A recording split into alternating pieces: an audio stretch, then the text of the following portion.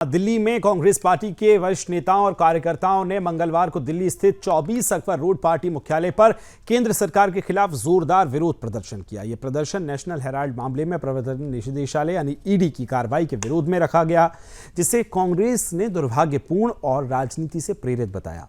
प्रदर्शन के दौरान कांग्रेस नेता सचिन पायलट ने केंद्र सरकार पर तीखा हमला बोलते हुए कहा, तथ्यों पर गौर करें तो इसमें कोई दम नहीं है। ये राजनीति से प्रेरित मामला है जिसे लंबे समय से खींचा जा रहा है। हमें न्यायपालिका पर पूरा भरोसा है। राहुल गांधी और सोनिया गांधी को जानबूझकर निशाना बनाया गया।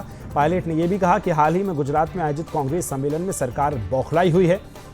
हम पार्टी को पुनर्जीवित करने के लिए अपना पूरा प्रयास कर रहे हैं और ये बात केंद्र सरकार को रास नहीं आ रही। वहीं उत्तर प्रदेश कांग्रेस प्रदेश अध्यक्ष अजय राय ने भी सत्तारूढ़ भाजपा सरकार पर आरोप लगाए। उन्होंने कहा कि जब से राहुल गांधी सड़क से लेकर सदन तक सरकार को घेर रहे हैं, तब से भाजपा हिल गई है और राहुल गांधी की गुजरात में बढ़ती पकड़ से डरकर ये कार्रवाई की जा रही है।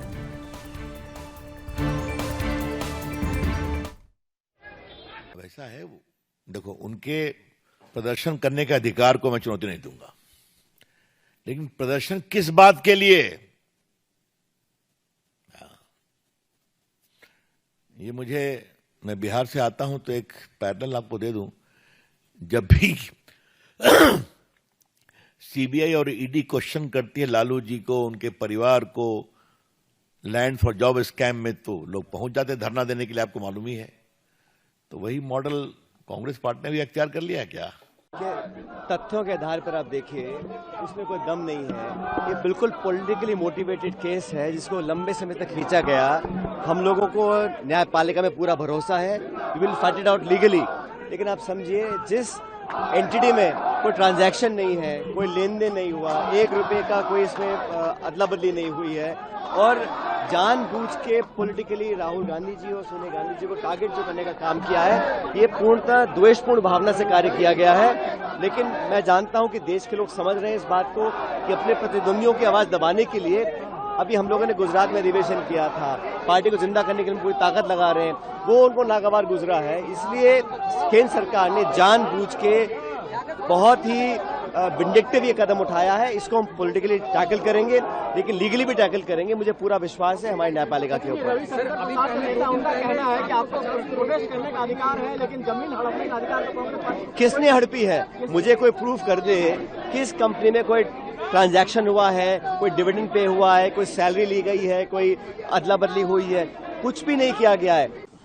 देखिए, कांग्रेस का इतिहास घोटाले का इतिहास रहा है। एक घोटाले नहीं, कोयला घोटाले से लगा करके, एशियन घोटाले से लगा करके जितने घोटाले हिंदुस्तान में हुए हैं, उसमें ज्यादातर घोटाले कांग्रेस के नाम जाते हैं। और नेशनल हेराल्ड केस में इन्वेस्टिगेशन एजेंसी ने पिछले लंबे समय से पूरी जांच की और इसकी स्वामित्व संबंधी करीब 5,000 करोड़ संपत्तियों का नेशनल हेराल्ड के अंडर में आती है, जिसमें से 988 करोड़ संपत्तियां इनकी दोनों मां बेटे की, सोनिया गांधी और राहुल गांधी जी के नाम से नेशनल हेराल्ड में 76% हिस्सेदारी इनकी है।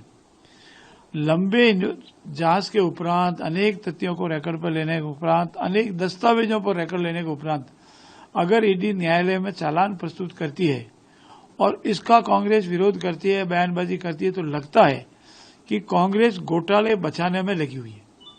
घोटाले पहले किए और चूंकि उनके राज में घोटालों पर जांच होती नहीं थी, और अब मोदी जी के राज में करप्शन पे जीरो टॉलरेंस की नीति है और उसके तहत जिन्होंने करप्शन किया है, घोटाले किए हैं, उन सब की जांच हो रही है। जांच के उपरांत चार्जशीट पेश हो रही है, तो उनको न्यायिक प्रणाली में विश्वास करना चाहिए। ये सरकार जब से आई है, मोदी जी की जो सरकार, ये केवल विद्वेष की भावना से कार्रवाई कर रही है। ईडी का इस्तेमाल केवल और केवल विपक्ष के नेताओं पर, विशेष रूप से आज देख सकते हैं कि गांधी परिवार के ऊपर लगातार इन्होंने ईडी की कार्रवाई की है। सोनिया जी को, राहुल जी को इन्होंने अभी अपने चार्जशीट में उनका नाम लाया है, और नेशनल हेराल्ड के मामले में, जिससे कि उनका कोई लेना देना नहीं, केवल और केवल पर प्रताड़ित करने के लिए, परेशान करने के लिए ये कार्रवाई की जा रही है। मैं आपको बताना चाहूंगा कि जब से राहुल जी सड़क से लेके सदन तक इस सरकार का जवाब दे रहे हैं।